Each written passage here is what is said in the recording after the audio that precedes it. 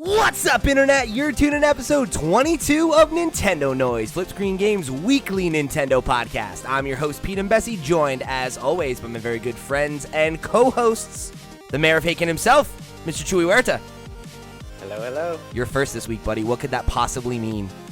That means it evened out where I'm usually late saying, or early saying my name, but now that I'm earlier, it came at the right time. So what you're saying is on the normal week of the show, I need to bump Steve and say that he comes in second. Yeah, he seems like a second place guy to me. Damn, okay, all right, I like it. You know, Chewy, usually you and Steve like to team up against me, and now he's not here. We can talk shit about him. And I like when people aren't here. I feel like I like that. And we've got a hostile American takeover because joining us this week is the world's greatest dad, Parker Deal from Fanatix Four. Hello. Welcome to the show, Parker. When you're dad, you say hello. And I did. So I'm happy to be here. I was supposed to be joining you guys last week. And then on Tuesday, I was like, well, forgot that happened. And I also forgot this week. But then we made it work.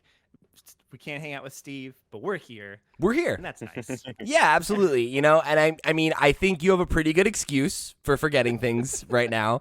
You know, you've got some other things on your plate aside from talking about video games. Got about 18 years of an excuse, you know, just built in, and then we'll see from there. Yeah, so you know, when 18th birthday, I'm calling up, right? You got no excuses at that point. You got to come through for a Twitch stream or something. I won. You better believe it. Awesome. Well, Parker. Go ahead, Joey. Are people going to be moving out of their parents' places in 18 years, or is that like? Jury's out on that one. We'll see if we're allowed outside at that point. True. Good point. Yeah. Barely allowed outside now. Yeah. It'd be even worse, honestly. All right. Doing the thing, Pete. I believe in you. Yeah, we're here to talk about Nintendo, not the end of the world. So, Parker, this has been a long time coming. I'm glad to finally get you on the show. If folks aren't familiar with you, real quick, catch them up. Yeah. So I do stuff on Fanatix Four. We haven't done anything on Fanatix Four for a little bit because we got some things in the works. I'll tell you guys more about that after we finish up. Oh, yeah. I'm not going to tell anybody else about that for now. But in the meantime, AJ and I are still doing Directly to You, which is our podcast. So we talk about the same kind of, you know, Nintendo stuff. It's very similar to this, but with different people and therefore some different words that happen out of our mouths into your ears. Yeah, that's weekly on Saturdays or whatever. So you can go check that out if you want. I think next week, possibly, Pete, maybe we'll be over there because I'm not going to be there. So we'll see what happens. Oh, yeah. But at some point, we cross-pollinate. You're going to catch me over there in the next couple of weeks, that's for sure. You listen, here's the thing. Whenever something Pokemon happens, I have to come on the show for the first time so that AJ and I can either vehemently agree with each other or argue about the minutia of Pokemon. That is the only way, frankly. So, you know, yeah, definitely go check that out. We love you guys over at the Fanatix Four. So if you enjoy Nintendo Noise, I'm sure you will enjoy Directly to You, especially if it's an episode that I'm on, because it's just chef's kiss. Amazing. So, of course, with, you know, the fact that Parker's here, it is a great week because there is some big old juicy Nintendo news to dig into. We got 2 new trailers for 2 of the hot upcoming Nintendo games. Kirby, Forgotten Land. We got a new look at some of the copy abilities, some of the co-op play. We'll talk a little bit about that. And then we got a just huge chunk of stuff for Pokemon Arceus. It's like 14 minutes of gameplay, a real deep dive into some new stuff. We're going to talk all about that. But before we do that, let me remind you that this episode of Nintendo Noise is brought to you by our Patreon producers for the month of January. They are, of course, Andy Radford, Christian Oliveria, Christopher Valenz, Gabriel Hasselmeyer, a.k.a. Asobi, Smilky Shake, Wakahula, and Zaid Ida. Thank you guys so much for your support over on patreon.com/flipscreengames. Y'all are the realest of the real, and we appreciate you helping us keep these mics on. Speaking of which, if you want to go and show your support over on the Patreon, there's a bunch of cool stuff you can get over there. I would say most importantly, you'll get access to one more thing, which is our extra podcast where Steve and I get to talk about kind of everything else going on in our lives outside the world of video games. Most recently, we invented a brand new dessert that will soon be taking the United Kingdom by storm. Mark my words. So check that out. You're going to want to hear all about it. You can also get the archive of our weekly Twitch streams. Every Wednesday, Steve right now is streaming Metroid Fusion. And on Thursdays, we've been doing multiplayer stuff. Last week, we played a little bit of It Takes Two. We will probably pick that up again this week, unless the patrons decide on something else. So yeah, tons of great stuff you can go get over there. And of course, the best way to show your support. But if you don't have any money to toss our way, there are a bunch of ways you can get involved with the show. Head over to flipscreen.games. That is our website where you can get links to our Discord, our Twitch. You can write it in the show at questions@flipscreen.games, just like a bunch of folks did this week. It's a great time. Come be involved however you choose to be involved. So, before we get into these trailer breakdowns, I want to start by asking Parker, what have you been playing lately? Because I know you are knee-deep in the responsibilities of fatherhood. I imagine trying to find time to game is something that you've got to, work on. So what have you been getting up to lately? Have you had time for games? Yes, some. I've managed to find some, especially here in the new year. I got a bunch of games on sale towards the end of like New Year's or whatever, because there were just a bunch of games on sale. So I got a bunch for like $2 or $5 or whatever. So some standout ones, for example, I just beat Yoku's Island Express. That one had been like on my radar for a while, but just never got around to playing more than the demo that I played and enjoyed, but then never played. Have you guys played that or know anything about it? I picked it up on sale a while ago, but haven't gotten to play it yet. It's a good time. Yeah. Yeah. It's so for anybody who doesn't know, it's a Metroidvania, but with like the kind of main gimmick of it is like kind of pinball mechanics for a decent amount of the game. I mean, you still like move around through some of the world and stuff. You're a little like dung beetle kind of a thing that's pushing a little ball around that you're attached to by a little piece of string. So throughout the overworld, kind of you move around. I mean, the whole thing's an overworld because again, Metroidvania, but you move around just like left to right, kind of pushing your ball around. But there's like I guess dungeons or like main kind of bulk of the game is there's just a bunch of paddles around that are, your left and right triggers or whatever to like make you do pinball-y stuff. And it's one of those things like I don't care at all about pinball.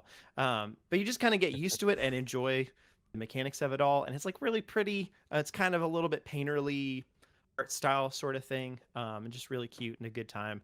And I appreciate about like I'm thinking about making a video about. Actually, I've been thinking about making a video about this for a really long time. One thing that really bugs me about Zelda, even though I love Zelda so much, as you can tell, I'm wearing a Zelda t-shirt, is that when you beat the final boss, suddenly, if you reload your save, you're just at the door of the final boss again, and it's like, did I really help the world? Like, did it really happen? Or because like now I want to do some side quest stuff, but I haven't actually beat this thing. I haven't changed anything. In this one, this is one of those games where like, yeah, there you go. You beat the boss, you saved the world or whatever, but you can still go and do the side quest things. And I really appreciate that. I love when a game has like an in-universe explanation for that. Like that's always satisfying.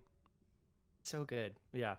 So that's something I love Zelda to fix and a bunch of other things. But yeah, so that's the standout one. A bunch of little multiplayer games with some friends. Stick fight game. Which is just like super basic. You just a bunch of stick people and just punching each other, and it's great. Ultimate Chicken Horse, similar kind of thing. I love that game. It's so good.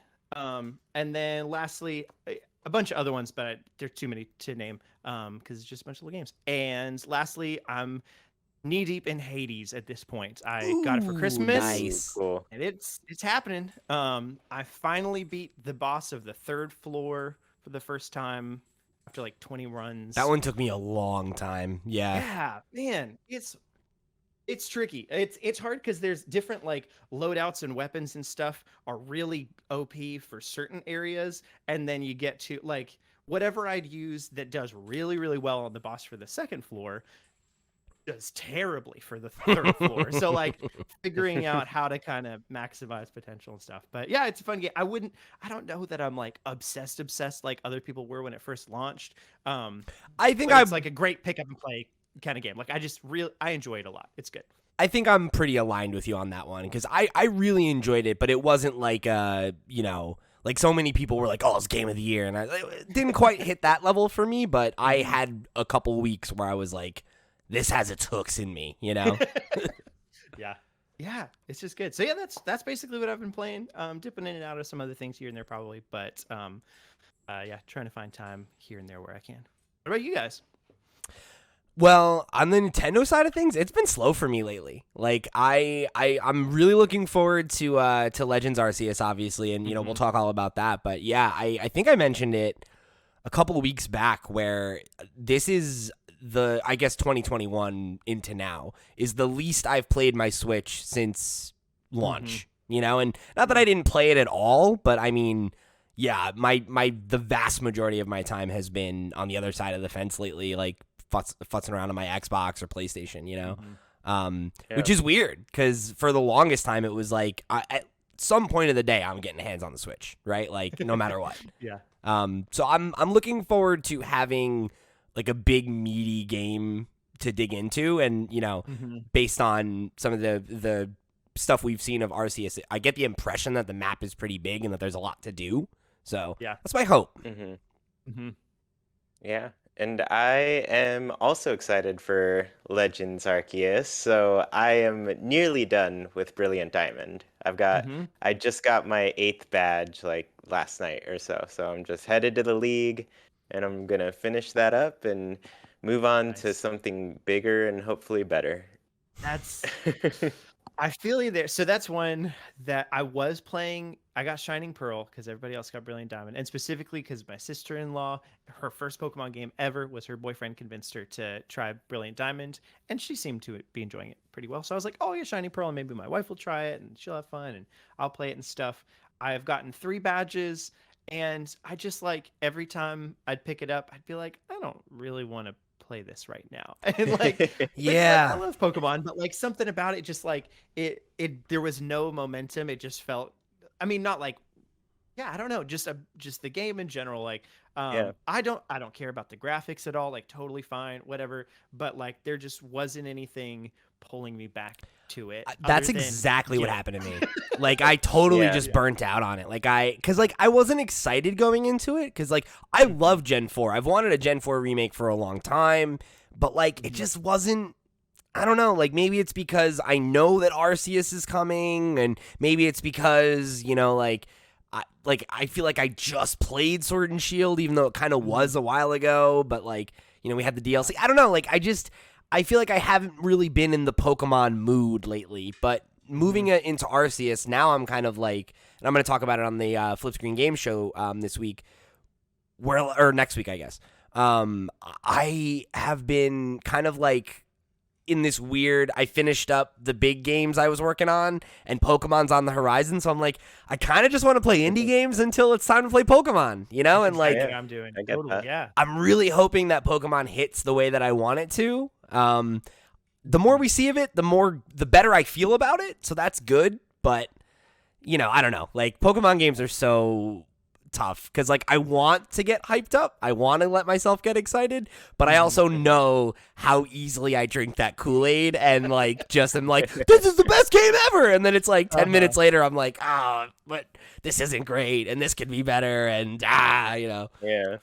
I will say, I feel like in Brilliant Diamond, Shining Pearl and stuff, one of the things that's like slowing me down more than I would have expected is the random encounters. Like I don't mind random encounters just in general as a concept that much, and they were fun before, and now we've seen how Pokemon is without them, and I'm all for that. And in general, like I really, really enjoyed Bravely Default 2 last year, and like Xenoblade is fun and stuff because like they're not random encounters, and it's RPG stuff, but you're like, this is going to be a time commitment of a battle, even if it's in Pokemon, like it'll be, I would be able to one shot a Geodude, but he's got Sturdy, so it's a 2-shot, and it's just it feels like a nuisance every time I run into a Pokemon, as opposed to now seeing the freedom of like overworld Pokemon, and like I don't care about a Zubat, just leave me alone, you're fine. And then like that would be nice. But so I think that's had a bigger impact than I expected. Yeah, and like especially seeing how they're kind of like building on some of the stuff that we have seen them tease in Sword and Shield with like Pokemon having like different behavior patterns and all that kind of stuff. Yeah, is like very much, it helps make the world feel a little bit more immersive, and like lends because like Pokemon have so much personality, that like you kind of want I'd say that. like even with like Sword and Shield and stuff, it seems like for the most part their AI was like oh, Pokemon noticed you. It's gonna hop along toward you at a different speed because it's this Pokemon. Or you it'll know, run like at that. you because it's a scary one. Yeah, it'll run at you because it's bigger and faster and that sort of thing. But it was always like they're gonna approach you, you know. So Yeah. I really like that change for sure. Yeah, like seeing some of the, like, I know like the example they had was like, oh, like look at this Starly running away from you because it's a timid Pokemon. It's like, yeah, see, this is what I want. I'm forgetting for some reason. In Sword and Shield, did they all run at you? Like, even there were none that like ran away from you?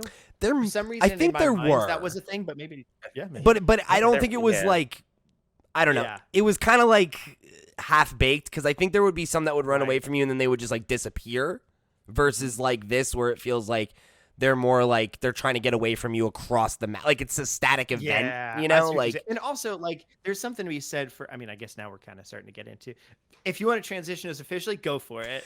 let's officially transition into our conversation about Pokemon Legends Arceus. Huzzah! Okay. I've never said huzzah in my life. What a Have time. you been watching The Great? I don't even know what that is. So, Oh man, huzzah! Huzzah, indeed. so I like in Legends Arceus, the Pokemon feel whether it's pulled off well or not, yet to be discovered, but the Pokemon feel like set pieces rather than the wild area in Pokemon, and you know, just like any random route in Sword and Shield that like has Pokemon in the overworld, but they're there. But like if you just kind of move away and come back, they're gonna respawn in a way that you know pretty inherently wasn't very like designed or whatever, you know, in the same way, like going back to Xenoblade as an example or something like that. It's pretty specifically thought of like where this one kind of enemy is going to be and where this other one is and like how those kind of coalesce a little bit. And it seems like Legend Arceus at least is moving in that direction. And so that's a nice thing where, like you said, like a Pokemon to run away is like, you can't just, I mean, maybe you can, we don't know, we haven't played it yet, but if you just like walk 10 paces that way and then walk back, there's nothing guaranteeing that it'll just be back or something. And that feels more like, I missed my opportunity, as opposed to like, whatever, I'll just get it again in a minute. Yeah, and And like so that's something I enjoy. I like the, you know, like if you're on YouTube, you know, we've got it up on the screen and we're watching the gameplay. Like I like that, you know, you can see Pokemon off in the distance kind of just doing their thing, and like it gives, I'm sure it's not going to have the level of depth of a lot of the games that people are immediately going to want to draw that comparison to. Like, you know, of course, you know, Breath of the Wild is obviously the one that comes to mind looking at a big sprawling environment. It's going to feel more empty than that. It is. But like, it already feels, I don't know, like more alive than I was afraid it wouldn't, you know, like it, I don't know, like I'm so on the fence in terms of like, when I look at this, I'm like, is this gonna wow me or is it gonna be like, almost, like almost? And I think even if it's more the latter than the former, I'll still probably dig it because I liked Sword and Shield, and that was my whole mentality with that game, was like, oh man, like we're getting there. Like the next one though might really be something, and this is a major step forward, right? Like, to be fair, this is the most different a mainline Pokemon game has ever been, you know, by a lot. So, and I guess you could argue maybe this isn't mainline, but whatever. I mean, it seems like from the, like people pointed out today that Nintendo UK posted a screenshot of like, here's all the different update randomly. Banjo-Kazooie's on coming Switch on the 20th. I just saw that. Okay. Really? Yeah, oh, cool. Yeah. Nice. I when I started reading that, I thought it was saying right now, and it was like, oh, breaking news. It's less breaking news. It's just normal. Breaking news. We need to stop doing this podcast so I can play Banjo-Kazooie. But yeah, so Nintendo UK and maybe Nintendo America too, I don't know, posted a picture of like all the years and the different Pokemon games that came out in those years, and it was just mainline games like Gale of Darkness, Pokemon Coliseum and stuff weren't on there. And I mean, Let's Go Pikachu and Eevee were, which they consider mainline, I guess, as much as, you know, Fire Red, Leaf Green, any of that kind of stuff, which I think we'd consider somewhat mainline, even though and that's the thing is like they like said Let's Go is not that, but now they've kind of like backtracked and they're like, yeah, but like they kind of are. It's like, I think it's because they want to make another one for Gen 2. Yeah, I think you're probably right. Yeah. But so, I mean, you know, it's at least, it occupies at least a secondary space as opposed to like a a distant relative kind of Yes, space where right. it's like, because Yeah. otherwise I would expect to see like Gale of Darkness there if this was going to be that much of a spin-off. So obviously they think of it as closer to the mainline formula, Right. even if it doesn't translate exactly, into that. So that's good. And I think there's a real good chance that, right, like, even though I think it's probably likely that we'll see a a more like traditional gen, like whatever the proper successor is to Sword and Shield sooner than later. There's also the fact that like that game could still learn things from this game, right? Like this game, even if it is a bit of a spin-off, like it's breaking a lot of conventions, and I imagine it's gonna establish some new status quos. Like right now up on the screen, I've got the bit where it's showing the traversal mechanics, right? And like the ability to go from riding the Stantler evolution, I forget what it's called. Weird ear, yeah. I never know how to pronounce it right, but something along those lines. Yeah, no, I think you're right. And then like how seamlessly you're able to switch between that and the Hisuian Bravery when you get up to the edge of the peak, and then you're just flying over the map, and like those are things that like I imagine will become the standard moving forward, and like that's stuff that started in Pokemon Let's Go, right? Like that was where we first saw that. And I kind of wonder, like, I have to imagine that they're already, I mean, they're definitely working on, like, Gen 9, whatever's coming next.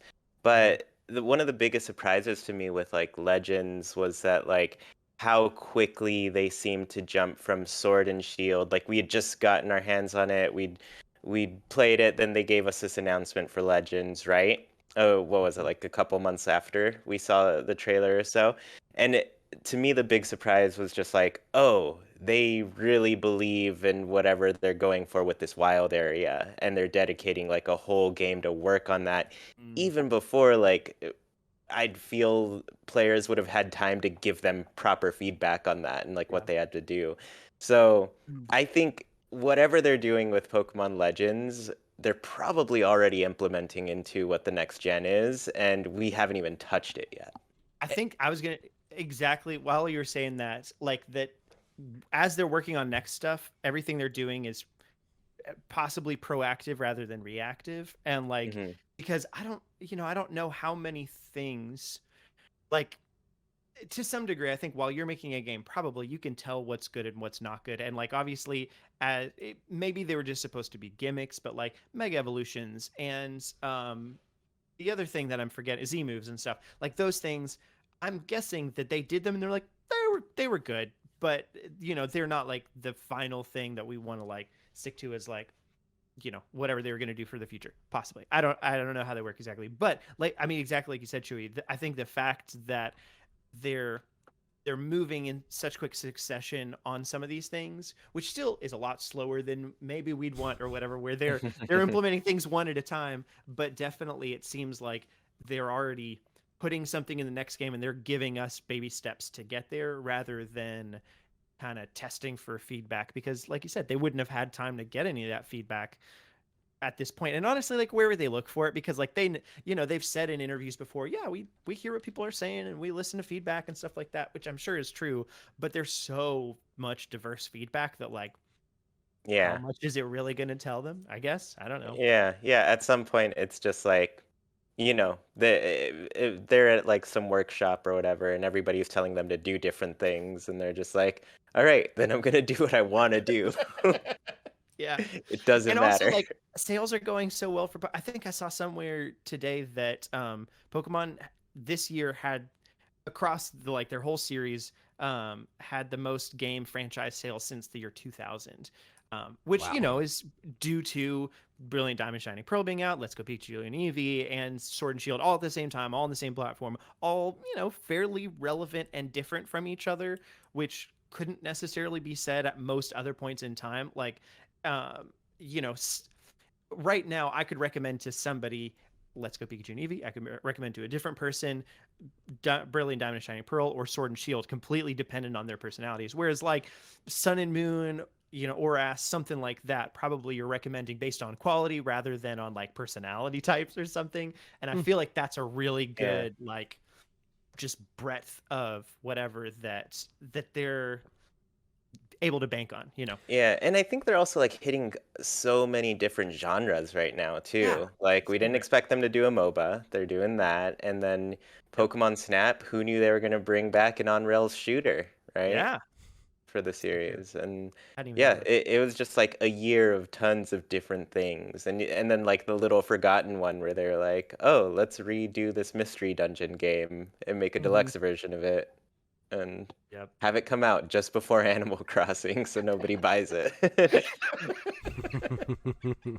But Nobody likes but Animal yeah, Crossing though, right? That's not nobody. Yeah. yeah, nobody's Yes. buying that. Nobody.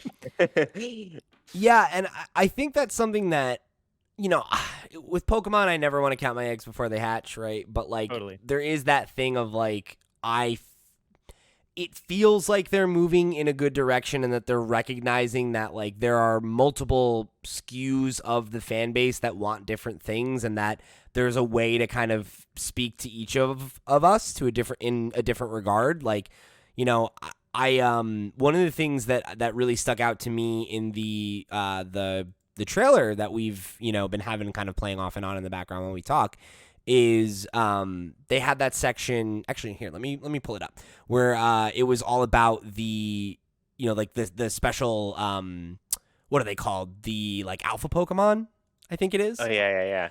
I think it's there's a couple different ones. There's the alpha Pokemon that are like bigger than And they got the red eyes average and everything, Pokemon. And then there's the like noble Pokemon. and those are like the that's boss. like- Yeah. yeah, like the boss. Which I'll point ones. out, I realized the last time I watched this trailer, the Scyther that we see, or the Cleaver that we see, which is the only one that we've seen so far, is level 18, which feels really low for Yeah. the thing. So like, to me, that insinuates there's probably going to be more and more of those. I mean, Yeah. obviously there's going to be more of those. That's like a thing. But the whole game, I kind of like that we're seeing what seems like a sliver of everything.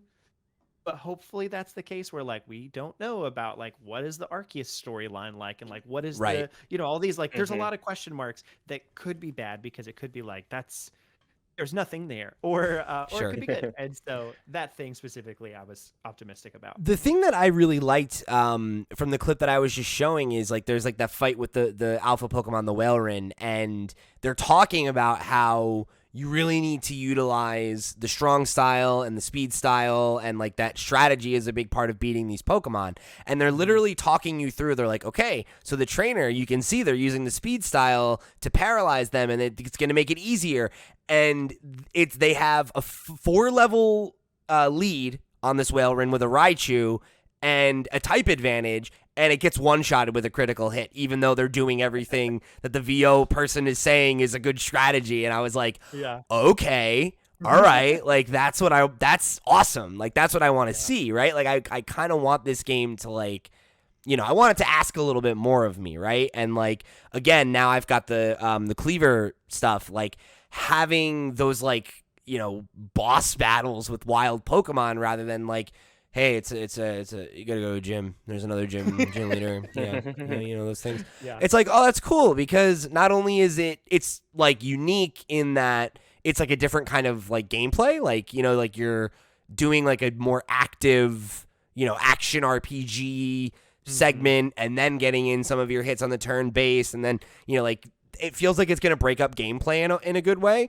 But also at the end of that reward, right, you don't get a TM and a badge, you get a dope ass Pokemon. Like that's really cool too, Yeah. like I don't know. I think those are smart innovations, and like they're things that really, are I mean, it's something that like I feel like we should be able to ask more, but Yeah. as Pokemon fans, like we know what we get normally, right? So like this is stuff that really does feel like it's trying to raise the bar a little bit, whether or not, it will remains to be seen. But something else that I think is really interesting is, I've been thinking about this a lot, is do you both remember Little Town Hero?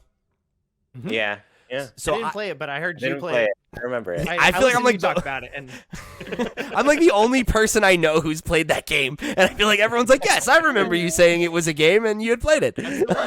And that game's fingerprints are like all over this game. Like having the village that's like your main base of operations, even like the attack order stuff, and like playing with the different attack styles to change turn order. Like, those are all things that are in Little Town Hero.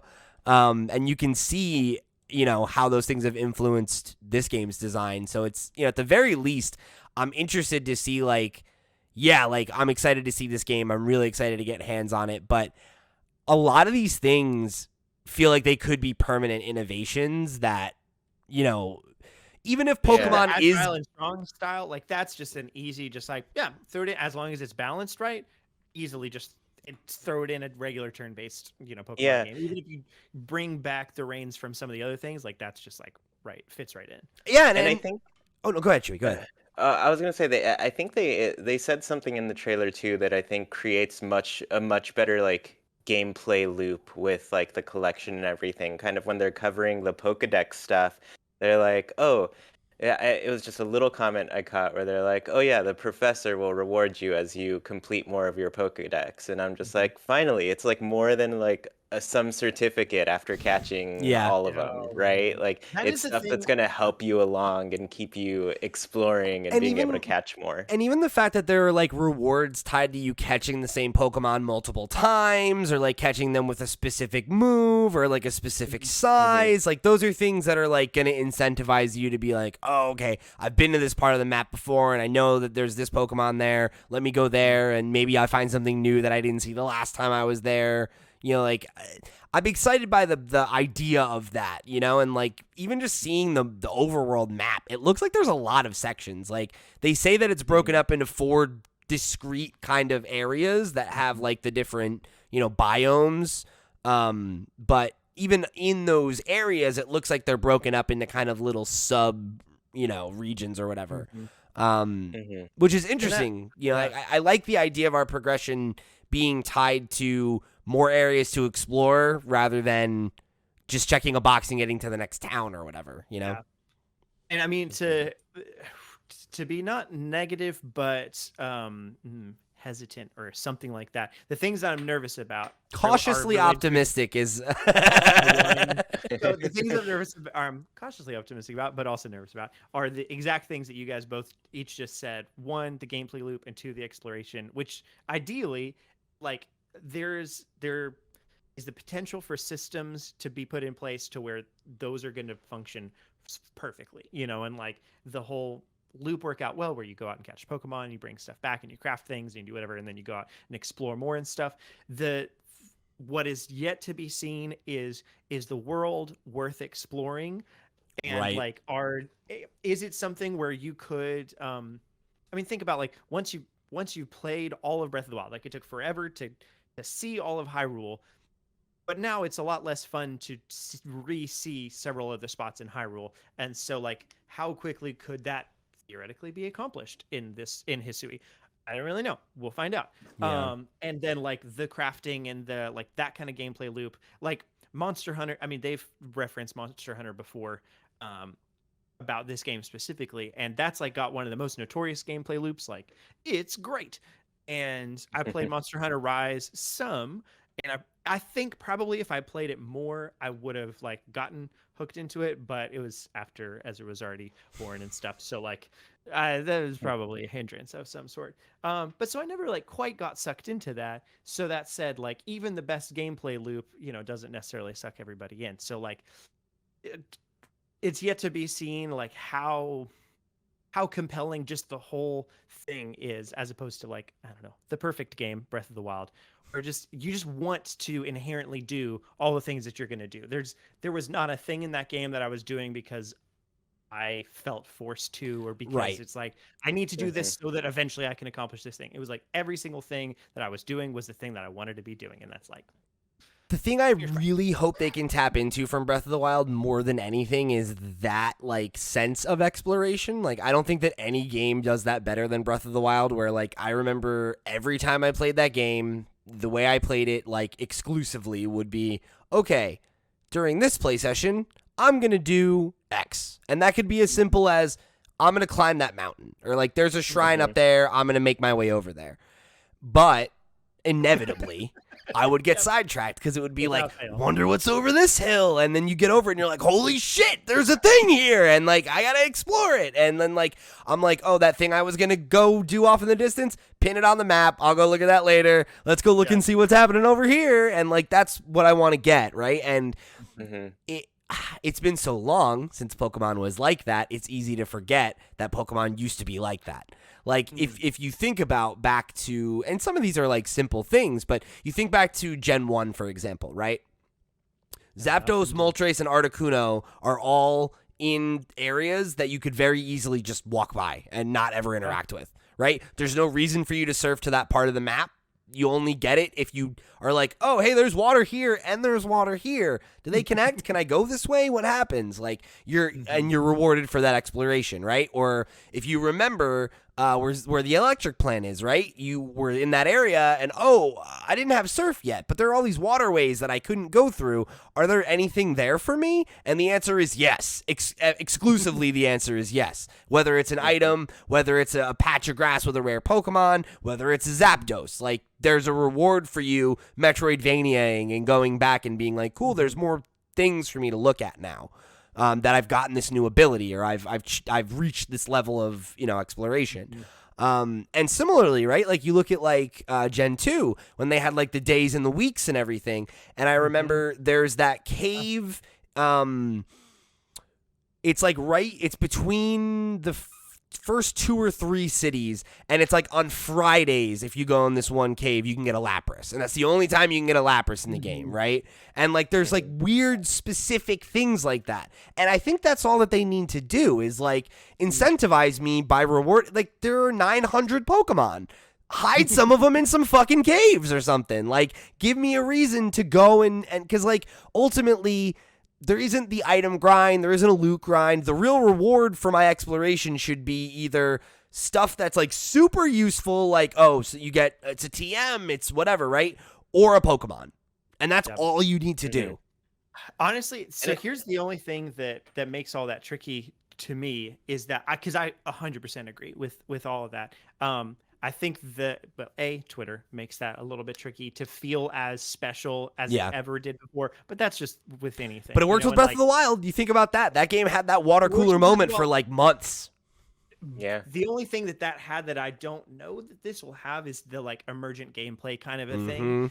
Whereas this feels like it's more likely to be scripted the same way that Zapdos was and all that, which like totally fine, but just easy to lose its luster a little bit when everybody else that you see online has also done, that thing, whatever it is. That's true. And then the other thing that's like a little bit tricky now is the fact that Pokemon has a meta and has like, in Sword and Shield specifically, that you can like, you can eventually get perfect IV, whatever, and like, you can just work harder to be able to get these things.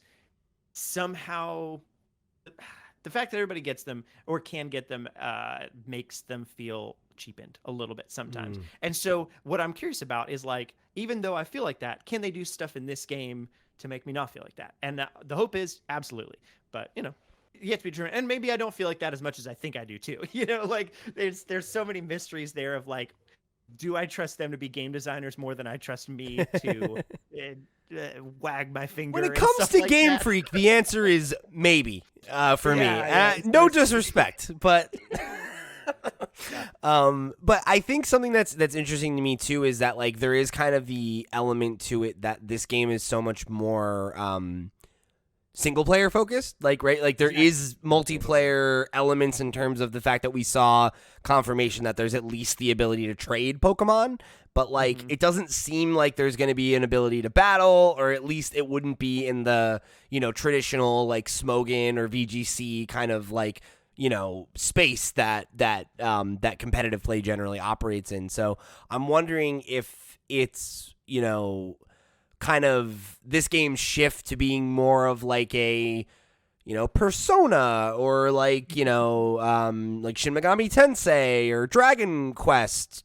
type JRPG where it is more single player oriented.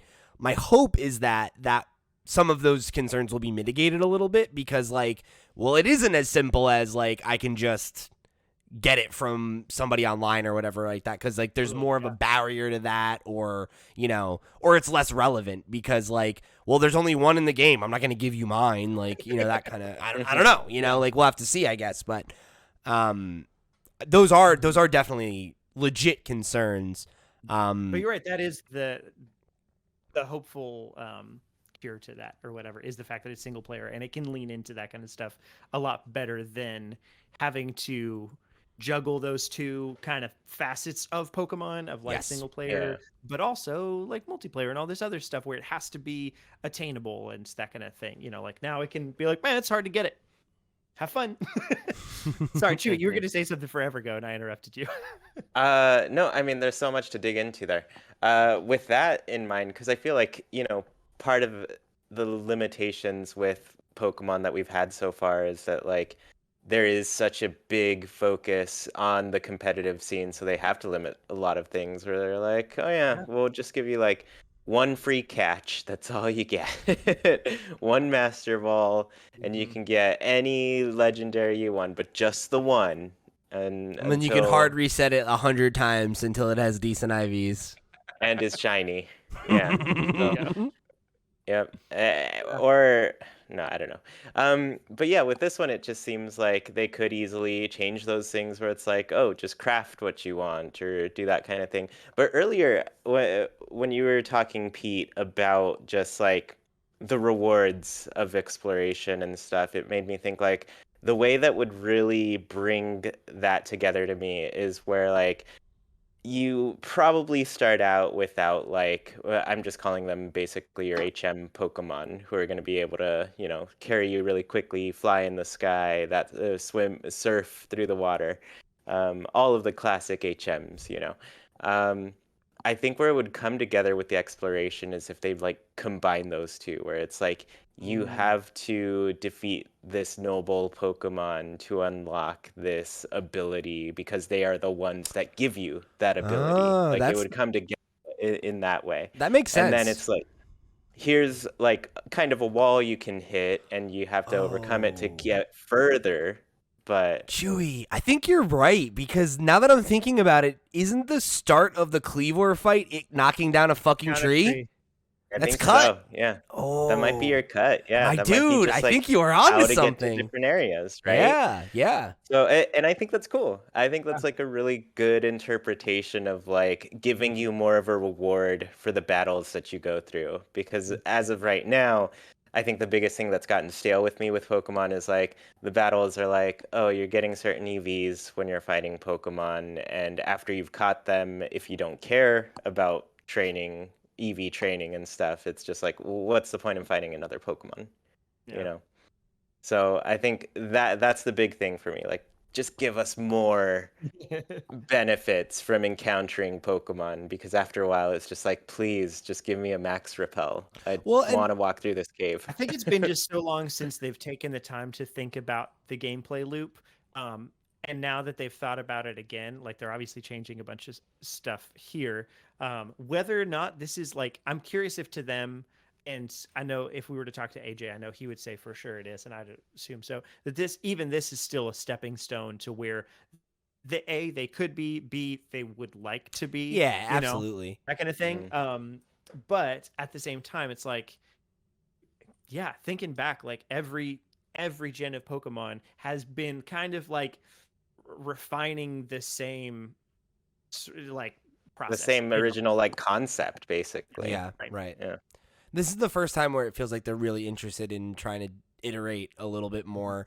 But it's interesting because I think that even just the example that Chuy brought up about like the progression being more tied to advancing like through the world, like it speaks back to that example I brought up earlier of like that kind of Metroidvania of it all, and like encouraging you to explore more, because I feel like that's something that's been really de-incentivized over the last couple generations, where it's like, okay, yeah, like I got the next HM or whatever, but like, am I really encouraged to go back and look in these nooks and crannies, or like am I just finding stuff I don't really need? Like, is there even anything? Feels like it was going to be linear anyway. So like, because some of the time it's just like, there's just a guy standing there. It's like, you can't go here. and then like 20 minutes later you do a thing, you come back, he went to the bathroom, you know, whatever. Yeah, like, right. yeah, for sure the games had become like linear in a just obtuse kind You're getting or not funneled. Sword and Shield. You know, Yes, exactly. like, and it's like, when you think about the way that the games used to be, like, yes, there was a linear sense of progression, but it would be you'd get to a new area and you're like,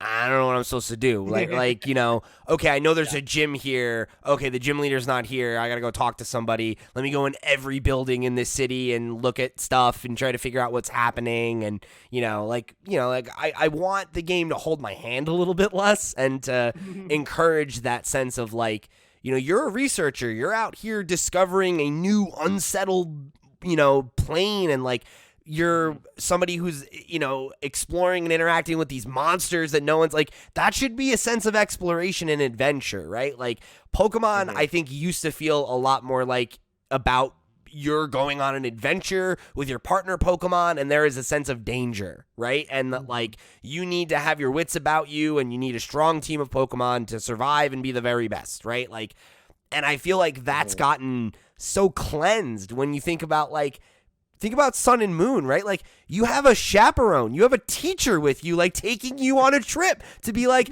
we're going to get you your Pokemon license, kids. It's like, I don't fucking want a chaperone. Like, and, like, if we need to, just, I don't know, maybe make the protagonist not 9 years old. Maybe we do that, right? Like, yeah.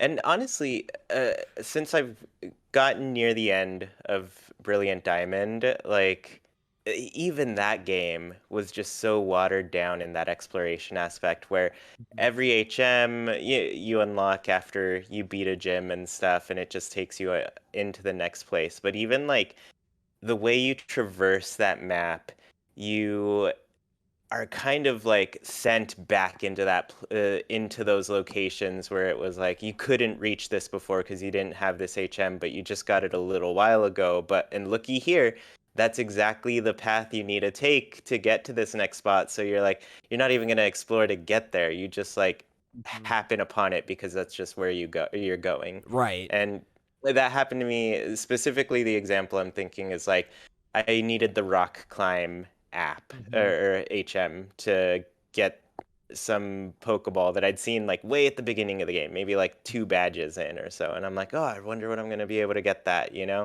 And then I got it, and like a little bit after, I'm in that area. Like after I got that HM, I'm in that area for the specific mission I'm doing to go through this cave and stuff. And I'm like, oh, there it is. I guess I'll just go climb and get it. And it wasn't something that like brought me out of the way to get there. You feel rewarded for it, for like remembering it and stuff like that. Yeah. And like, I think, And like I think about stuff like, again, taking it back to like example, like using the HM example, right? Like in Gen 1, I went through the rock tunnel the first time without Flash because I didn't find it, right? Like you could beat the whole game without getting Fly because you didn't cut that one bush down and go and talk to that lady. Like, or like Strength, where it's like it's in the Safari Zone and no one tells you that it's there. It's just like, okay, you gotta go figure it out, like, like, until you get there.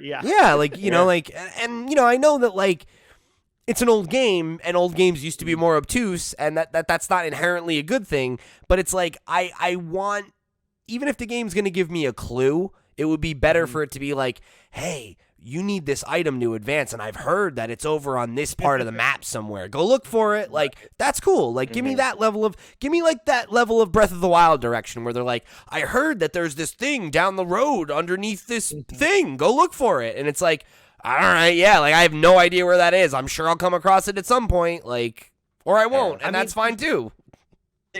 It does feel like, thinking about Gen 1, that like each area, like, the Safari Zone or whatever, that you'd kind of get to a new area, and maybe it's just because you're a kid and it's the only game you have and stuff, but you just be like, I don't know, I'm going to hang out in this area. This place seems fun, as opposed to thinking about it being like objective based and stuff where it's, you get to the Safari Zone, you get to Fuchsia City, and you're just like, I'm going to go talk to all the people. And like, people always would give you something. And so that was like, I will say, a blessing and a curse, where like, if you talk to 3 people, one of them is going to give you a Pokemon randomly, give you an item, give you at least some information that was helpful and stuff. But now I feel like it's become something where now in a Pokemon game, you just gotta talk to everybody if you want to make sure to get all the things. And like, yeah, I don't know. There's something to be said for, again, blessing and curse in that regard. But that was fun in Pokemon to just like have to, yeah, I don't know. And it's like, Have how to do you find the interact with the balance? world. Right? Like, Exactly. I want to interact more with the world, but I want them to be meaningful interactions, Yeah, right? Like, I don't right. want to just talk to everybody to check a box. I want to be like, I want to talk to people because I'm being rewarded for doing that, because I'm getting clues or I'm getting resources that I wouldn't have gotten otherwise, or I get a rare Pokemon that I can only get from this person. Like, those I mean, are a lot of that, for one thing, is like probably just like writing and direction, and it's written and directed for kids on Sure. on a level for sure. But like I can think about, like, again, Breath of the Wild, prime example. You go into a town, I want to talk to people in that town, not because they're gonna give me something or like maybe it'll trigger a side quest or whatever, but it's just like they're doing something interesting, like he's, guys cooking and making a funny face or whatever. It doesn't feel like, again, Pokemon, the Gen 4 remakes, it's the same, like 12 models or whatever, because that's the way it was in the original game. So it's that, but like there's nothing inherently that makes me want to talk to this one guy that's standing there versus this other guy that's standing there Right. that looks exactly the same on two different sides of the building. That one of them's like, I sure like Pokemon. Like, all right, good for you. Yeah, We get and it. it's like, Us too. those are things that frustrate me, because like I feel like it's for kids is like a cop out, because it's like there are a lot of like, you know what else is for kids? Pixar movies. Like those are pretty good, well written. Like I played Ratchet and Clank earlier this year. That's a family friendly game. You could give that to a little kid and it's not dangerous or offensive. But guess what? I'm a nearly 30-year-old man, and I also found it to be charming and enjoyable. You can do both, right? Like that's the thing. Not that it's for kids, but like, because it's not. But I'm playing Hades right now, and I generally don't like. I don't really like talking to people in games that much, because it just feels kind of useless or boring or something like that oftentimes. But again, Breath of the Wild is one example. But Hades, like anytime there's an exclamation mark over somebody's head, there's short enough dialogue that's original enough and interesting enough that I'll want to find out what it is. It's Even charming. though, like, it's charming, exactly. Like it just feels like kind of talking to a friend or something like that. I think even beyond that, right? It feels like a reward. Like you're like, oh, they have something new to say. Like, cool. Like that's an incentive for me. Like to like, hey, like, oh shit, like my run failed. That sucks. But hey, I got all these resources. I'll go and upgrade my skills. I'll talk to all my favorite characters. I'll give somebody a gift, and cool. Like that's. I like stuff like that in games. One of my favorite games of all time, or a couple of my favorite games of all time are like the Dragon Age series and the Mass Effect series. And every time you're done with a mission, the first thing you do is like, let me go and see if any of my friends have something new to say. Like, we could do that with Pokemon, right? Like, there's think about it, right? Like, there's Pokemon media with characters that people like. It's possible, And honestly, like, I hope it's something that they're addressing, and it does feel like they're trying to introduce us to those things with the Jubilife Village that they've got going on, because they didn't go into much beyond like the survey core, but they did mention there's a medical core and a security core, and you're like, oh, what kind of missions are we going to get for those types of people if they're giving us stuff? Because we know the survey core, that's like, go out, explore, map more of this land, probably catch more Pokemon, get a feel for like, the life out there, right? But I'm hoping that like they just have more built out, like, I guess, job categories. Like that's a pretty normal thing in an RPG, right? To have a different class and that sort of thing. So that's also a thing that feels really under explored in the world of Pokemon, which is like, again, right? Like if you look at any level of Pokemon extended media, or even in like the trainer types that you encounter, what's the in life of Officer Jenny like like you know what? They did it like one time, Pokemon Ranger, where it was like, you're a Pokemon Ranger, you do this specific job with things, but they don't they haven't played with it beyond. Because even looking at like the jobs we had, where it's, oh, you can make your guy dress up as like a bug catcher or an ace trainer kind of thing, and you're like, it does nothing, but This one looks What if cool. it did? You know? Yeah, I'm Yeah, like, what if it did? What- What if it did? and like, how hard would it be to do that, right? Like, and again, you think about like Gen 2. Gen 2 is so event oriented, right? Like, there's the bug catching contest that happens on this day. There's, there are other things for you to do that aren't always just, or contests in later generations, right? It's not always just about like, oh, go here and fight somebody. Like, Yeah. that you brought up, there's like the medical facility. It would be really cool if there were a bunch of missions where it's like, oh, this person from the town went out and they never came back. You got to go up find them. And then you run in and they're getting attacked by a Pokemon and they don't have Pokemon because nobody knows how to do anything. And I'm one of the only Pokemon trainers, so I come through and save them. Like, that's cool, right? Like, it that builds the world. It adds to the immersion and to the, like, how do these people live and like how do they deal with the problems that they run into, and like, if the defense, right, like you could have people come attack the town, and like if you are getting enough resources, the town is more prepared. If they're not, you lose stuff. Like, give me some other risk reward where, like, even if the gameplay loop is all, hey, yeah, you're a trainer, go battle, like, I have an incentive then to have a stronger team. I have an incentive to have more gear or more, crafting material or whatever, right? Like, there are so many ways that you can inject new systems and more personality into the formula without changing it that much. Like, the core loop works, or we wouldn't still be doing it. Like, we like catching Pokemon, we like battling Pokemon. What else can we do with that besides fighting like 8 trainers? They've imagined a world where there are Pokemon, but they haven't imagined how a world would work if it had Pokemon. Right. Yeah. Yeah, it's. I mean, kind of in closing with the Pokemon stuff specifically, that I think will also transition somewhat well into Kirby, because there's thoughts that are relevant to both. I'm glad that Gen 4, Sinnoh, Hisui, whatever, has been represented in the way that has, which is like the most traditional Gen 4 remake possible, and then now also a Gen 4 something or other, but they're focusing for sure on the main one, and almost like the Gen 4 remakes were kind of like, you wanted some regular remakes, like here's kind of not like threw it out the door, but just like pretty by the books, so that like people who wanted a specific thing were okay to just have that specific thing, and like whatever. But the nice thing that they're focusing on this new one,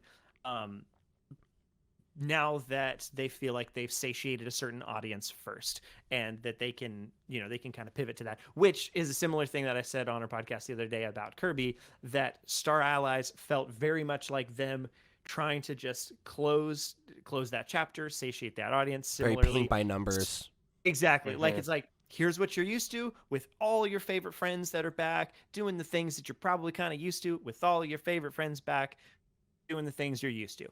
And and finally, Kirby and the Forgotten Lands, they can, like, they've got a game on the console that's already that, so now they can explore and do some more things and kind of broaden their horizons. Let's iterate a little bit, Oh, shall we? take some things in a potentially exciting new direction.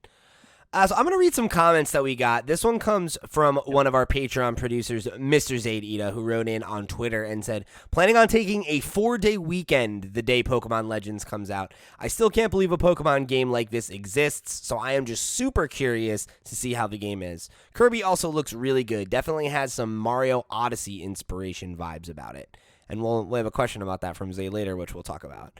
And this next one comes from Rocky over on Twitter, who said, I loved both of the new trailers for Pokemon Legends Arceus and Kirby and the Forgotten Lands. I'm really excited and looking forward to playing both of these games. Also, I still can't believe that Kirby has been around for almost 30 years. When it gets to his anniversary in April this year, or it will be 30 years when we get to April, and we're only just getting the first ever fully 3D mainline Kirby game. So first of all, that is pretty crazy. Second of all, holy shit, I don't know about you guys, that made me feel old as dirt. But, I feel almost exactly 30. Something like pretty much exactly. I'm 30. That's the joke. Me too. Yeah. Hey. I still got one good year left. Yeah. So, no, go ahead.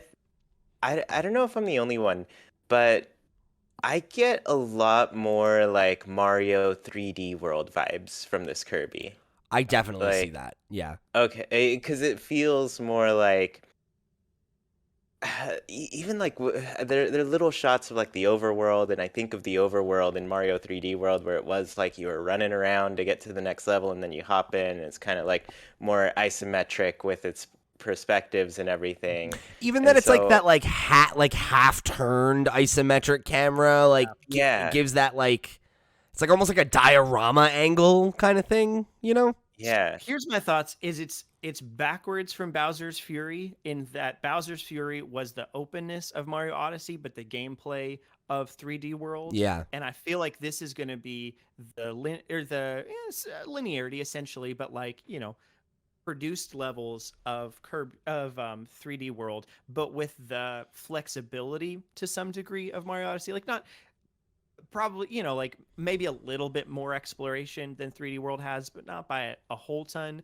Because 3D World, I wouldn't say has like that much exploration. It's just like, oh, here's a green star, like a challenge star. That's sometimes you have to find and stuff. Whereas I feel like Kirby may have a little bit more of that.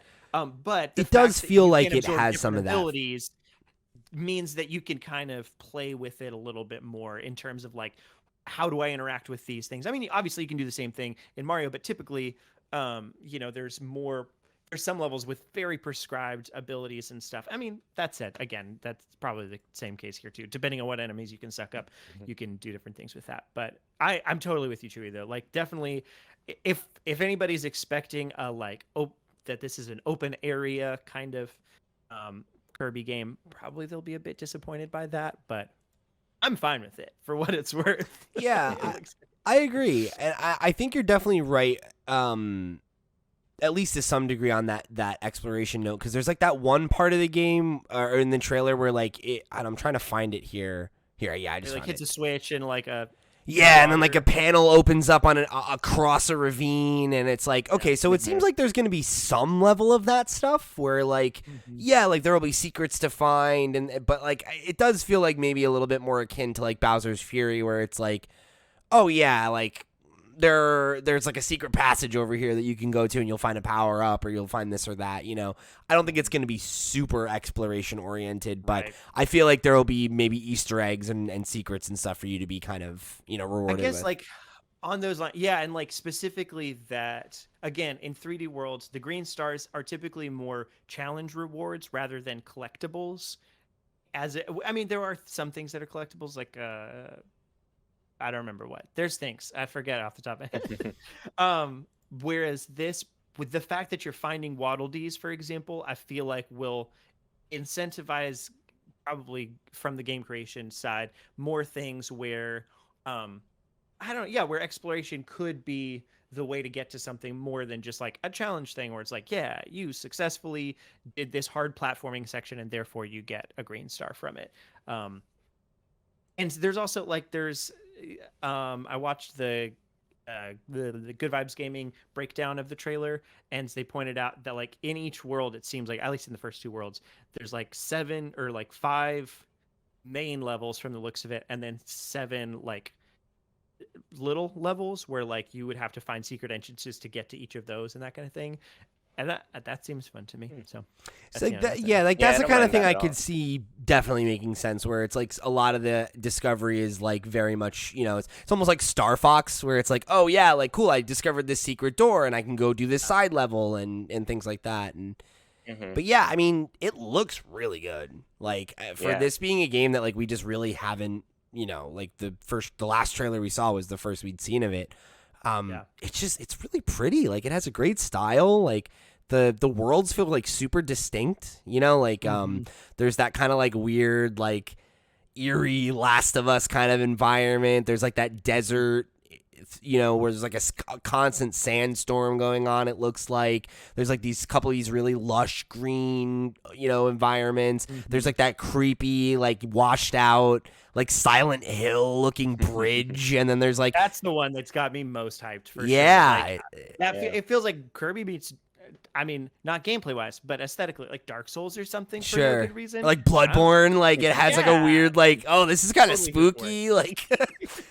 But it's so funny because like I feel like Kirby like weirdly kind of has like I call this when a character has like Batman energy, where it's like you could put this character in any situation and they it makes sense, right? Like Kirby, I'm like, yeah, though, like, all right, like, because that's the, like, when you think of every Kirby game, the trajectory is like, you're Kirby, you're like this cute little blob, and you wake up on this adorable planet, and you like candy or whatever, and then it's like the last level is, now kill God, and then eat him, and it's like, okay, all right, shit, like, Kirby is like straight up like a god of destruction, so like, yeah, I mean, he can probably go kill zombies, that's fine. Like, yeah, you're not wrong with that. Like, literally just change his facial expression to be a little more angry, and like, he's got it. There you go. You know, make it dark. Put him out in space, whatever. He can do whatever he wants, man. He had a mech in one game. Like, whatever, dude. Kirby can do whatever he wants. He's great. Just, like, Link on the opposite end of that, like, he can get on the seriouser side, but like Mario Kart is already pushing how silly Link can be, and even in that, he's like, hiya, you know, like he's angry about it or whatever. But like, you couldn't have a Zelda party, like Mario Party kind of thing, or like, you know, Link party game. It would be weird. Having a good time. I would feel bizarre. Yeah, Batman energy. You're right, Kirby. It's big Batman energy, you know. You could just I you could could see throw Kirby Mario anywhere. Kart. Yeah, Easy. Absolutely. easily. Put him on the star for like your Kirby air ride. But then it's also like in the same breath, like him fighting Solid Snake. You're like, yeah, that makes sense. Like, yeah, that's fine. He can do whatever he wants. He's Kirby. He's right back at you. It's true. But yeah, honestly, Yeah. this game, I'm super excited for it in general. The co-op stuff looks really neat. And that's something that, like, since Animal Crossing came out, my wife's been playing more games. Pretty much, like, she'd play Nice. some stuff with me here or there, but like pretty much just 2D Mario or something like that. But then Animal Crossing came out, and I gave her my old Switch, and I, at some point when I'd gotten the newer battery life one or whatever, and so we just like finding games that we can play together. So like, we played Luigi's Mansion together, and that was fun. And like, we'll play Ultimate Chicken Horse, the two of us, which doesn't work the best, but you know, whatever, it happens. And some other games like that. But this seems to be a fun one that we can play co-op, and that's just neat. I also like the town bit, the Waddle Dee town. Yeah. That was something I didn't focus too, like didn't notice that much. But again, in watching the Good Vibes Gaming breakdown of it, they like really spent some time on that, and it's like, man, there's a lot of stuff in this town. Yeah. From the looks of it, And like all those mini games and everything. It's like, yeah, looks like there's a lot which to is do. great. Like, because there have always been mini games in Kirby games. I don't know about always. I haven't played every Kirby game, so I don't know. think But you're a right. lot of times.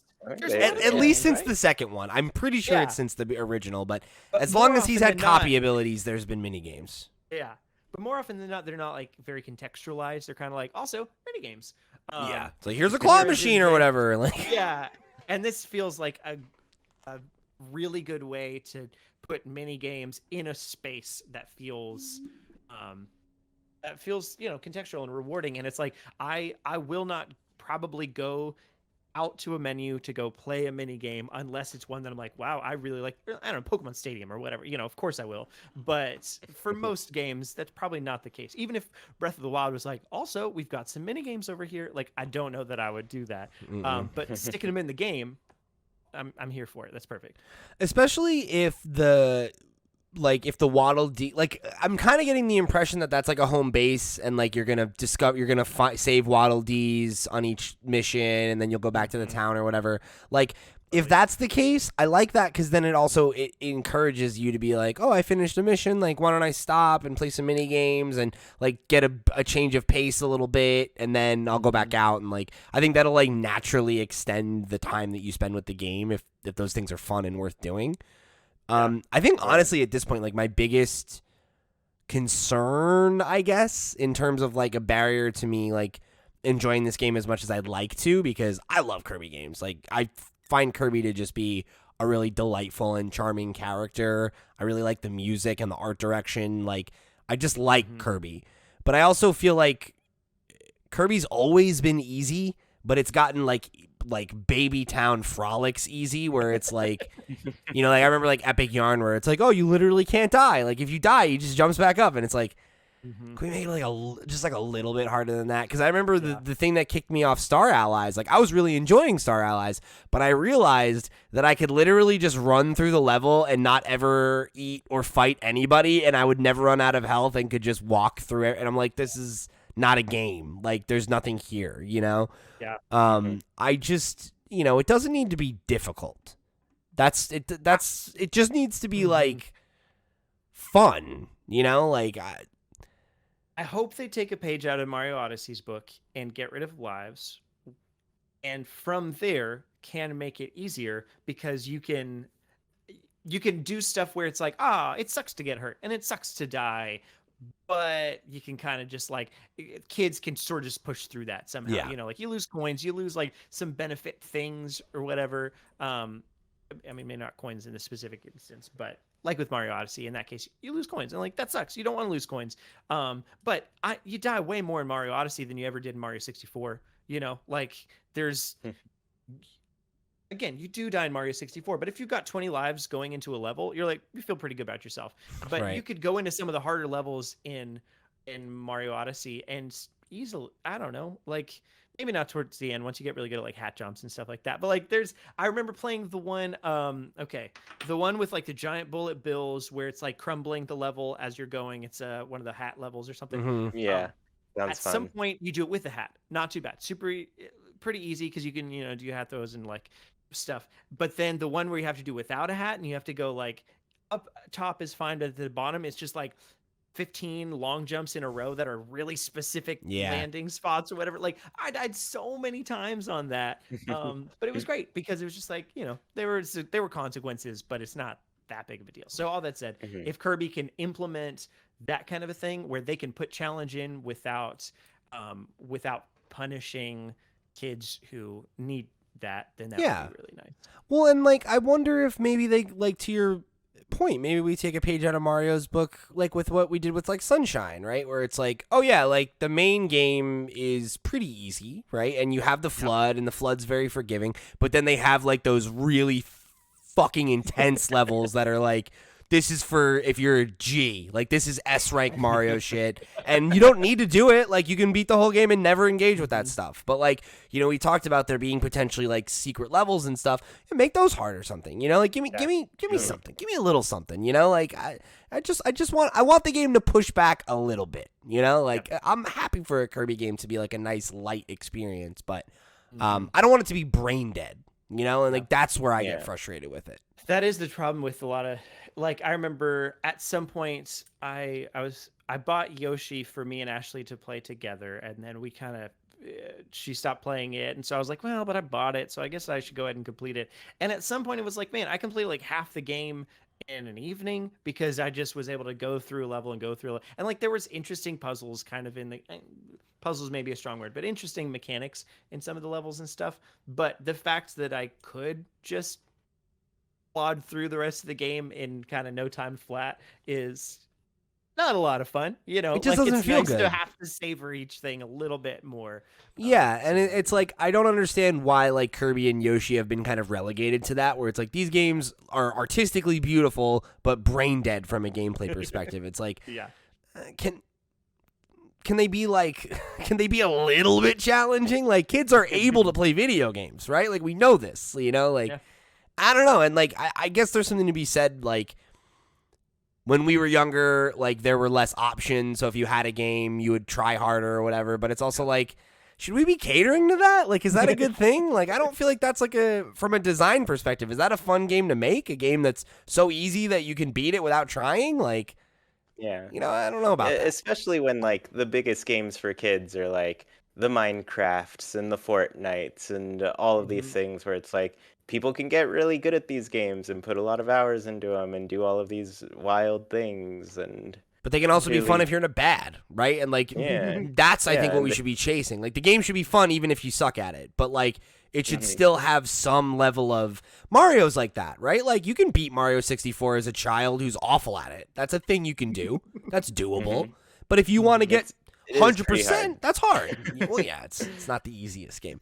But, I don't know. Like, I feel like we can ask a little bit more of these youngsters. That's all I'm saying.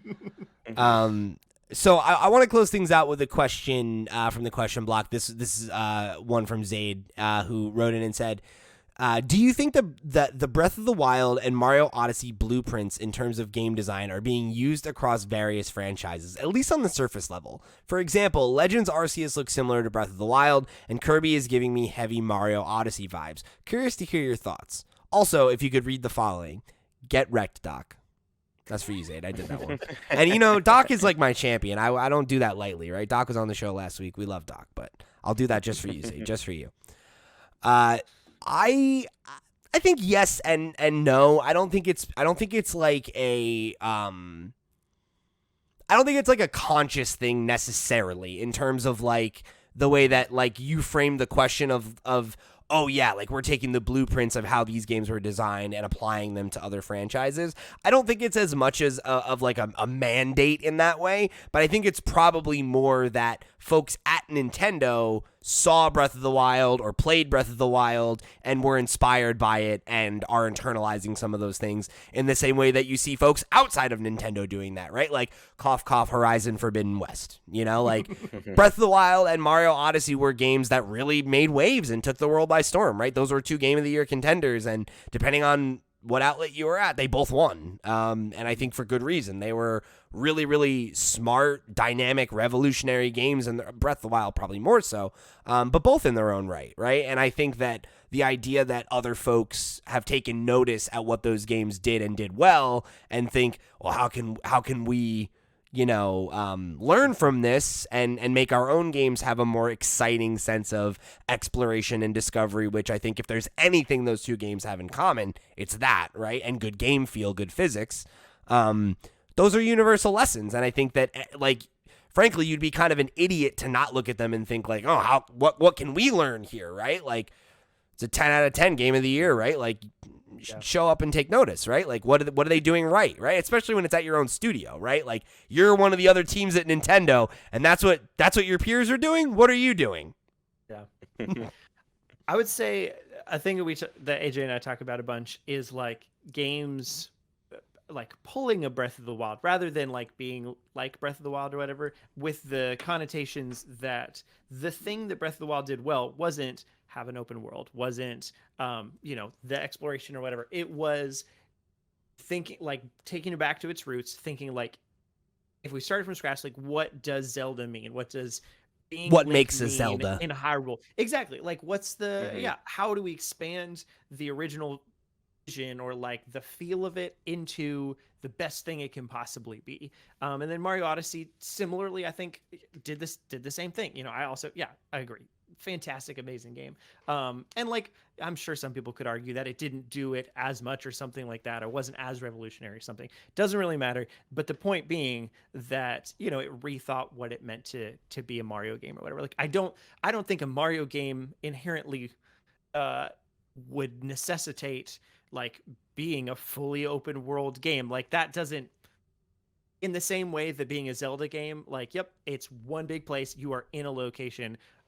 A Mario game doesn't necessarily mean that. So they had different conclusions of what those things meant. So all that said, the optimistic view for Pokemon Legends Arceus and for Kirby is that they just did the same thing. They went back to the drawing board, thought about their roots, and thought like, what does it mean to be one of these games from the ground up? And they just landed at similar things because one is also a collectathon kind of a thing in Kirby, and the other Pokemon is exploration based. So like again, kind of came to similar conclusions. That'd be the most optimistic thing.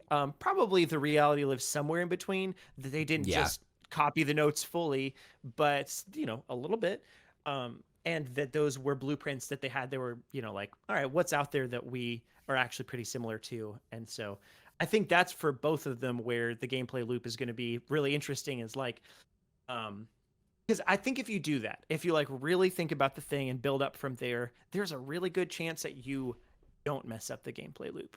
I don't know that that's entirely true. I'm not a game developer, but that you would think through that kind of thing in a good way, because it's organic, whereas applying it from somebody else's maybe doesn't do the same thing. So that would be what I'd say. And I can see other games ideally doing a similar process, and whether or not they wind up like specific other games or not is, to be determined. But like, I don't think, like Starlink is the closest to any game that I feel like has tried to do that with Star Fox, but I think like we've made several videos about Star Fox games and like what a good Star Fox game could look like, and like that's a concept that just like hasn't been touched on too much in other games. So there's aspects to pull from other things, but like would be really interesting for the next Star Fox to also do that. Like that's one that I'd be really excited about. Whereas if it did kind of its regular thing, I wouldn't really care about a new Unreal shooter.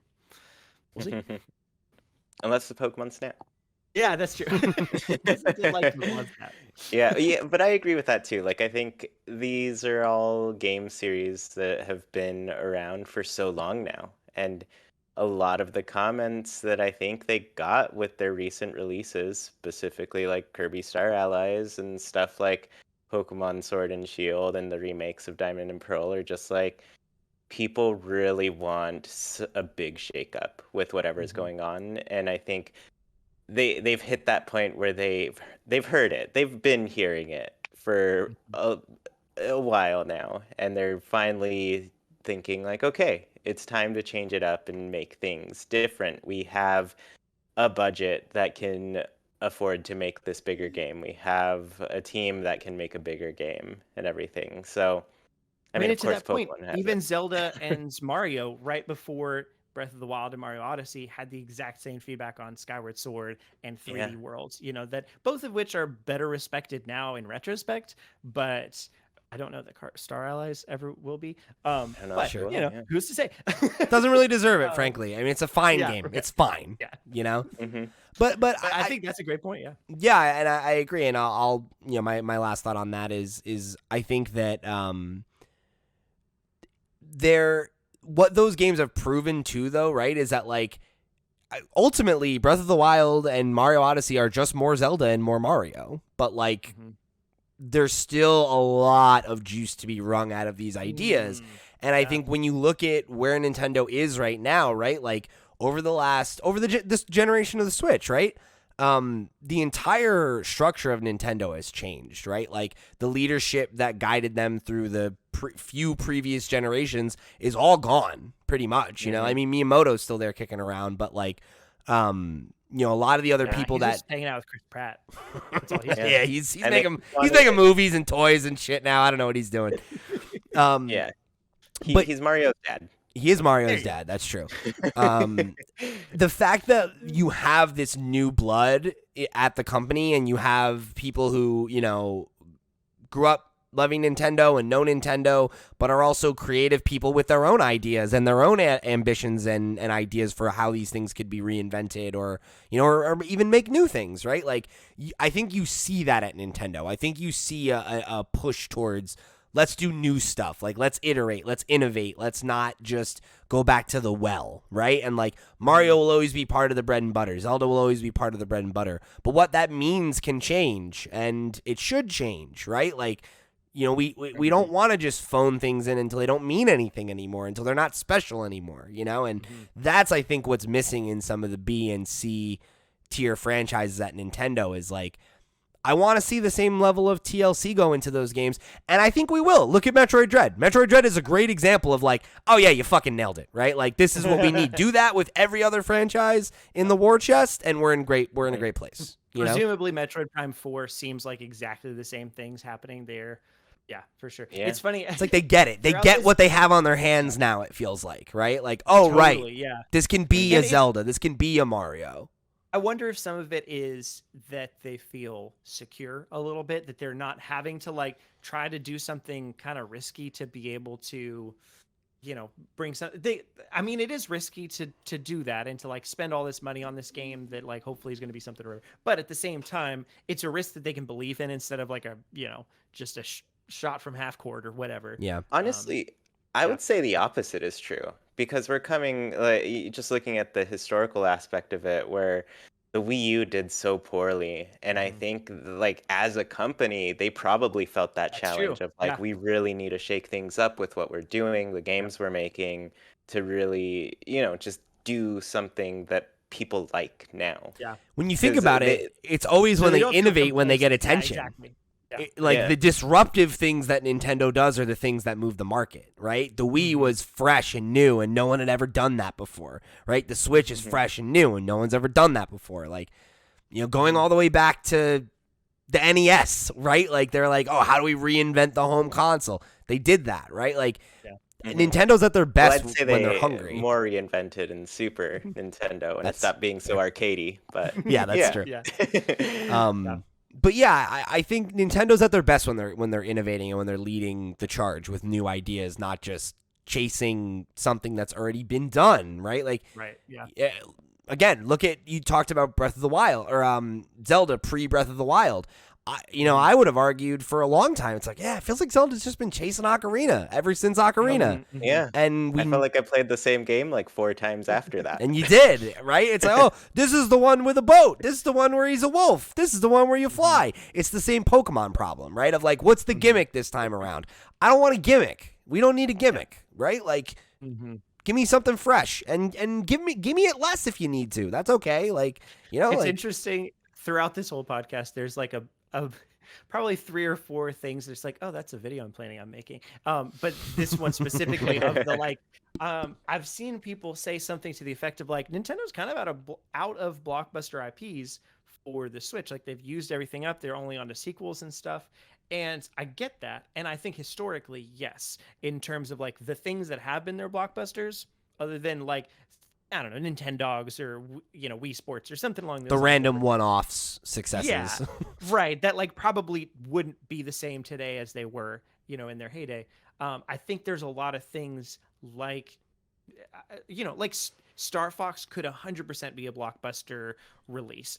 Whether or not it sells the same quantity or whatever, who's to say? But like Luigi's Mansion 3, nobody would have thought a Luigi's Mansion was going to be more than a 10 million seller. Like, or also be, like graphical prowess, sure, because the original one was phenomenal on the GameCube and stuff for what you would expect at the time. But like, there's a lot of things like that, like aces that Nintendo could have up their sleeve if they're ready to play those cards and to like really, put their all into it. And so whether or not they do those is yet to be seen, but more often than not, they seem to be doing it. So like, I think these next 2 games are going to be really good litmus tests because it's like these are 2 franchises that are probably some of the best examples of like, can we do something new? Like, we've been playing these hits for a long time, like. I am curious, like, will Legends Arceus and Brilliant Diamond Shining Pearl, like one of those has 2 games associated with it, of course, and they know that, whether or not we see that exactly or whatever, like they are able to tell what the actual breakdown is there. But if Legends Arceus sells more than Brilliant Diamond Shining Pearl, like that's, I think it will, because they definitely put way more money in one of those games than the other. Yeah. So let's hope. They sure cost the same though. Yeah. Love that. Very true. Whoa, holy shit. Whoa. I just kicked my entire desk, my bad. Very animated about that opinion. Jesus. Anyway. I disagree. For the audio listeners out there. Good little visual gag there. Sorry, audio listeners. Hey, you should listen on YouTube, right? Yeah, right? Yeah, go like, share, subscribe. Thank you. Click the notification bell. So I think in general, I'm really, really interested to see how both of these games shake out and kind of just in general, like how I feel walking away from them with regard to iteration on other IP, because if these games both hit and they hit in the same way that like that Dread hit, I'm very interested, because that to me is a really good sign of like, oh, this isn't like, this is conscious. Like, this isn't just we put out a bunch of good games at the same time. This is like we're figuring out what we need to do to shepherd these IP that aren't Mario, that aren't Zelda, like they are. Treat them like a marquee name and make them a marquee name. I mean, last thing I'll say with that too is a lot of these are their own disparate studios within the Nintendo umbrella and stuff, like HAL Laboratories. I was just looking a minute ago, or like 45 minutes ago, and then left it up. The games that HAL Laboratory has made on the Switch, like all of them are pretty small. Kirby Star Allies, which is a bigger game for sure, but whatever. Kirby Super Clash, Box Boy and Box Girl, Kirby Fighters 2, Part-Time UFO. All of those are like whatever. And then obviously, I can imagine being an important person at HAL Laboratories or an employee at HAL Laboratories and be like, man, I want to do a big game too. Like I want to do like really give it my all. We want to make Game of the Year. They Yeah, were the and like people for the who first brought time, us Smash originally. Yeah, it's true, exactly. Yeah, and so Yeah. them and like same kind of thing, thinking about Mercury Steam with Metroid Dread and Game Freak with Pokemon Legends Arceus. Like I feel like all these teams are kind of going to Nintendo at a time where Nintendo's being gracious and giving, as opposed to like, whatever not, and being like, hey, we want to try the big thing too. Is that all right? And she was like, yeah, man. Go for it. Have a good time. It feels like Nintendo's like interested in swinging for the fences rather than being conservative, and I think that's what they need to do, right? Like it's worked for them so far. Like I don't think now's the time to take your foot off the gas, especially when the competition is showing up with hardware that dwarfs yours from a power perspective. Like you got to lean into the software. Like that's what you guys do. Like that's what you nail, right? So that's. Hopefully these next two games that that we talked about today are the next in line to hit that bar. So we'll leave it there for today. Before we go, Parker, thank you again for joining us. It was great to have you on. 'Twas my pleasure. Huzzah! Huzzah to you too, sir. Indeed. Once again, Indubitably. just remind the folks where they can find you. Oh yeah, I don't know, Twitter at Parker Deal, and I think right now just keep an eye on the podcast. If you like podcasts, you listen to this one, go check out Directly to You. If you want to go to the next one, leave a comment that's like, "This is my first time listening" or something like that. Flip Screen sent you. Yeah, exactly. So that kind of thing. But yeah, we'll keep you posted about It's taken a little longer to like get to the starting line of the things that we're planning for 2022, but we have a lot of really cool things that are in the works that we're just kind of like, they're sort of piling up until we can like get going. But once it happens, it'll be fun. Yeah, Steve and I can relate to that. We were I can imagine. developing Flip Screen for like 6 months before we actually told anybody about it. So can relate, buddy. Keep your eyes peeled. Directly to You. Check it out. Great podcast. And you'll probably catch me over there in the next week or two. So go check us out. It'll be a good time. So if you want me to shill for us right now, head over to flipscreen.games. That's our website. You can get links to all of the places that we are, including our Patreon, which is, of course, the best place to go show your support. Our Twitch channel. We're there every Wednesday and Thursday. All the ways that you can write into the show. We've got our email address, questions@flipscreen.games. We throw up a weekly Twitter thread. We're at FlipScreenGames on Twitter. And then, of course, I think the best way to get in touch with us is to come join the Discord. Our Discord is a safe, welcoming community for all gamers. So if you want to come and meet, folks who share your interests, who share your passions, you want to talk to some of the folks that you see writing into the show every week, or even come chat with us after the show has ended, that is the best way to keep the conversation rolling. So I hope you'll come and join us over there and be a part of what we're trying to build here at Flip Screen Games. We appreciate you tuning in. And I've been Pete. He's been Chuy. He's been Parker. And we've been Nintendo Noise. We'll see you next week. Sayonara. Huzzah. Huzzah. Huzzah.